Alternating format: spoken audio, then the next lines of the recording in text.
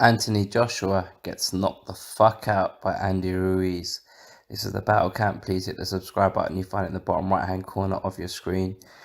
If you've watched my videos before, you can probably tell by my tone of voice that I'm drunk. I am pissed as fuck. So I just wanted to say a couple of things. The first thing I wanted to say is this. Joshua rocked Ruiz in the third round, and he done what he always does with his opponents, and he tries to overwhelm his opponent with a flurry of punches, but Ruiz was too clever for it, to be honest. Ruiz stood up, he held them licks, and he came back with his punches of his own, and he knocked Joshua down twice. I'm not making excuses for Joshua, but Joshua got overexcited after knocking Ruiz down. I'm going to come back to this point later on in this video. As the fight continued, after those two knockdowns in the third round, Ruiz basically controlled the fight, and by the time the seventh round came, that stoppage was right. There was nothing wrong with that stoppage.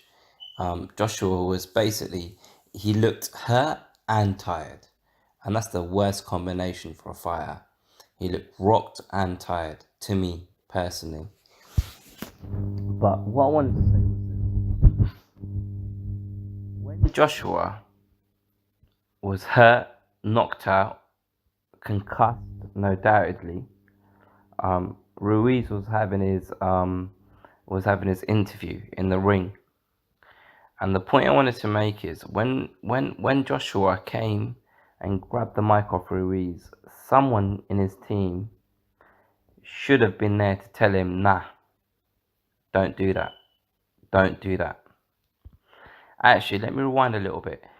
The knockdown before the referee, so in the seventh round, Joshua got knocked down twice. The first knockdown in the seventh round, Joshua was fucking smiling, bruv. Smiling. He was smiling as he was standing up. Now, I'm not having a go at Ruiz. I'm saying Joshua was smiling. He didn't take this fight seriously enough for me. And I'm going to come to that. So, when he got actually eventually stopped, which was a good stoppage, he deserved to be stopped. He wasn't listening to what the referee was telling him. He was just leaning against the rope, looking around like he's in the fucking school playground. Nah, this is a world championship fucking boxing match, bro. Anyway, forget all that. When the fight got stopped and Ruiz was having his moment of glory, Joshua showed a bit of class by what he said. But what showed me where he's at mentally is when he said on the mic, he shouted at his management company, because obviously he manages fighters at the moment. He shouted at his management company and said, I'm the first one to take a L out of us. And that's when it clicked to me personally, sitting here watching it drunk out my fucking head. Watching him shout out his management company and talk about how he's the first one to take an L out of his management company. When you just had a devastating loss, when you just lost all your belts, everything you worked for over the last 10, 15 years or however long he's been boxing, and the first thing you can think of to say is shout out my management company and I'm the first one to take a loss. Yes, he's the leader of that company. He's got a lot of good fighters under his wing as you know, the face of the management company. But the fact of the matter is, like, this is about your career in the ring. Like, one of the things that I'll always say when I make these videos is, let's separate the business from the sport. When I was talking about Wilder, like, and I'm kind of going to come into Wilder later, but when I was talking about Wilder, like, nah, it's not about, like, what about, forget the fucking money, what about the legacy? This is a 50 fight with you and Joshua. Why aren't you taking it now? Let's forget about the money, let's forget about the business side. Let's look at the sport side of things. And I was And I was sat here, and it's the first time I've had to think about it and say, yeah, Joshua's in the same boat. Because if you're sat there talking about your management company, once you've been knocked the fuck out by someone that you should be beating easily, you had him hurt in the third round. You had him hurt, and then you just rushed in, and then he hit you with a shot, and you couldn't recover. And by the time the seventh round came, he knocked you out. He TKO'd you. Simple as that. But when you're talking about your management company, when you've suffered your first defeat, like, I don't know, man. Where's your head at? At the same time, from the Sky Sports like pundits and stuff, they was talking about how, oh yeah, Joshua underestimated Ruiz, and if they were to rematch, it would be a different result, and this, that, and the other. And I don't know whether that's just damage control, whether that's just they're the home guys and you're the home fighter, so they're trying to stick up for you.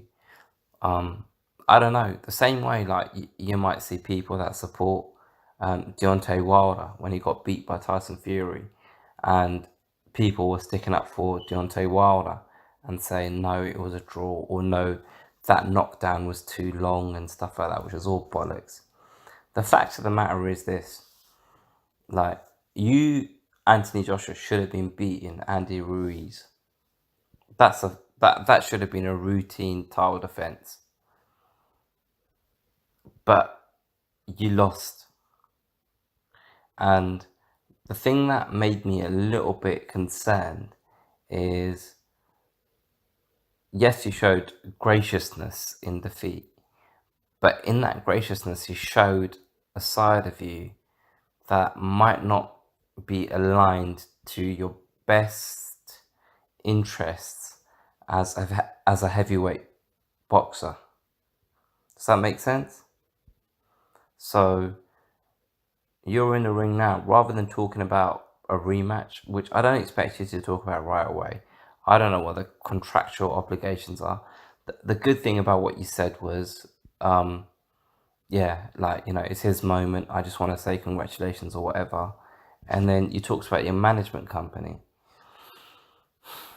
I know that's good long-term thinking, because I know you've got good boxers under your wing in your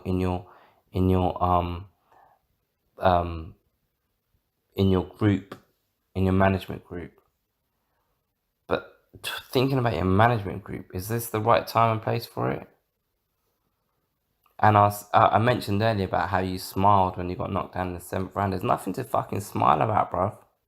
Nothing to smile about when a guy that you should be beating has knocked you down twice in the third round, and he knocks you down in the seventh round and you're smiling.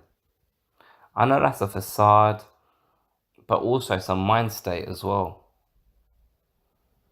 Like, I feel like the way you rushed in, Joshua, in that third round, when you knocked him down, the way you rushed in, it was all too easy for you in your mind.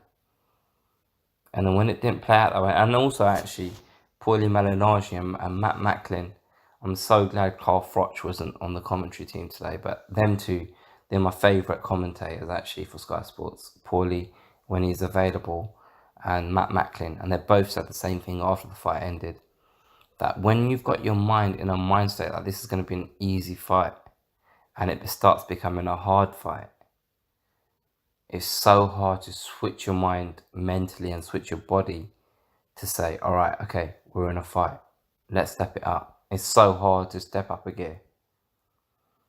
And I'm not even saying now, if this was 100% Joshua, he would beat Ruiz. I'm not saying that, because off the back of what I've seen today, if they were to rematch, I'd bet on Ruiz to win, to be fair.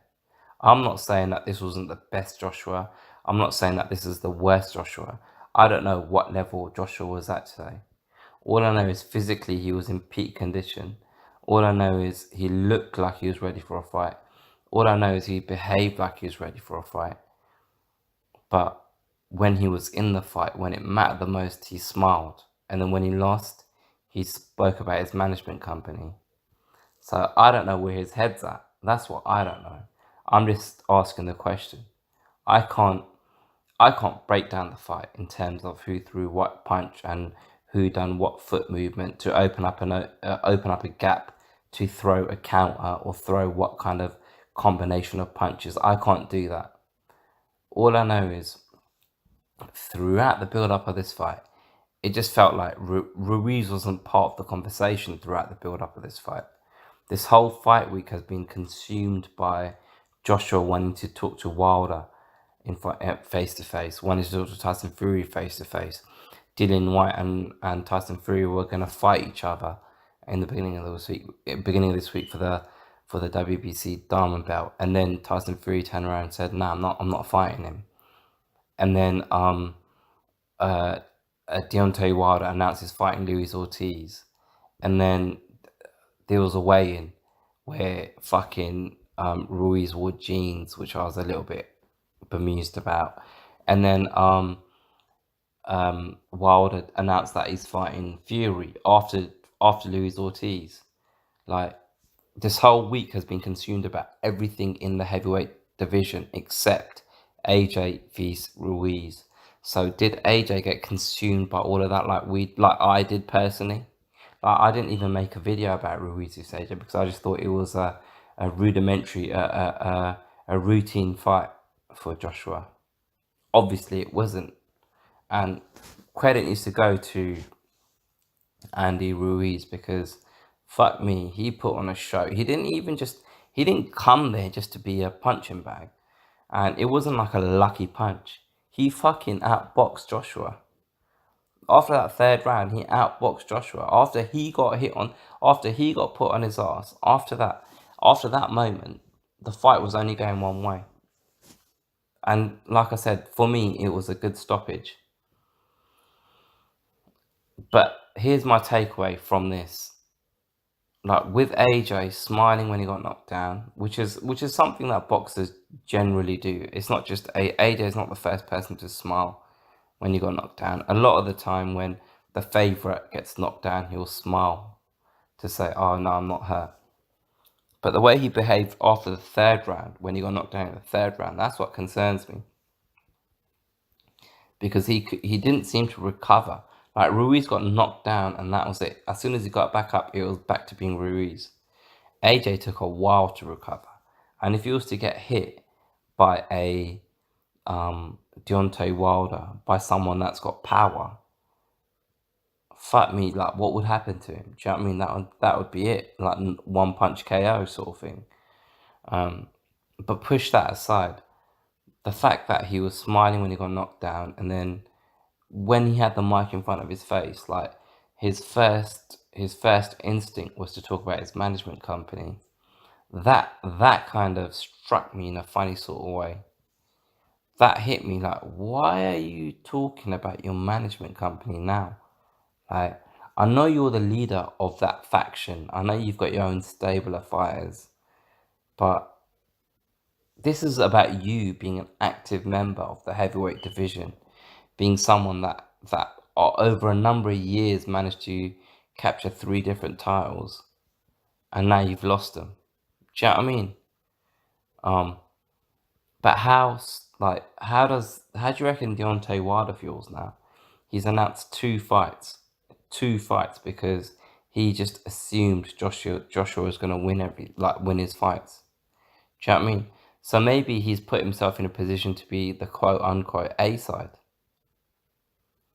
But maybe Joshua will start ducking now. Do you know what I mean? Like, he had $40 million on that table there, ready for him.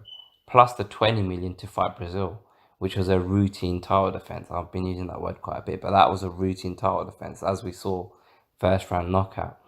He could have walked away with $60 million fucking dollars in 2 fights.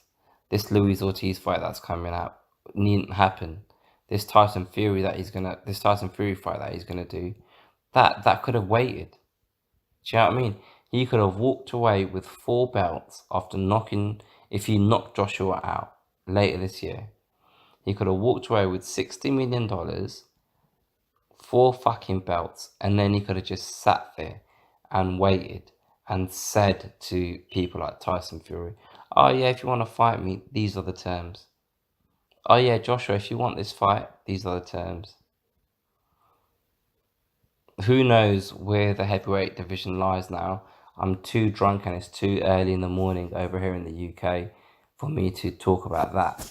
But what I'm saying is, I hope Deontay Wilder's kicking himself a little bit now. I said this a couple of times. I said this is a 50-50 fucking fight. A 50-50 fight. Either one of them can win. There's nothing to be scared of. Just risk it. Risk it for the extra belt. Risk it for the extra money. Back yourself. Like you've been saying this whole time, you're betting on yourself. What have you betted? What have you betted and what have you gained by betting on yourself? Because to me, the only way you could actually bet on yourself is to fight AJ. And now that fight's basically dead until like for another year or two. Unless AJ goes on this mad run and just keeps knocking out his opponents. He's got to rebuild now. So yeah, disappointed with AJ, to be honest. And this video is longer than I thought it was going to be. And I hope it's not incoherent because I'm fucking pissed. But not pissed as in upset, pissed as in actually physically like drunk. So I hope I'm not slurring too much either. But anyway, I'll catch you guys on the next one. Don't forget to hit the subscribe button, the like button and the share button. I'll catch you guys on the next one.